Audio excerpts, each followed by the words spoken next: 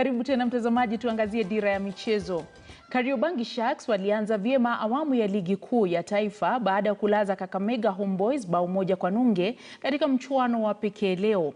Bao hilo muhimu lilipachikwa na nahodha Patila Omoto baada ya safu ya nyuma ya Homeboyz kujikwaa.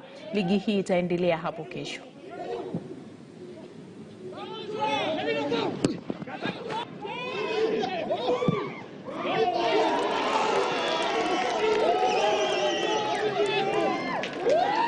Kushinda mechi bao 1-0 ni bidii, kwa maana tulifunga mapema na pia labda tukazuia vyema hadi ikaisha. Haijakuwa game rahisi. Sharks wamepoteza pia nafasi zao, tumepoteza zetu, lakini vijana wangu wamejituma mpaka dakika ya mwisho. Nadhani sisi wenyewe tuliwapatia bao na hizo chances wamepata.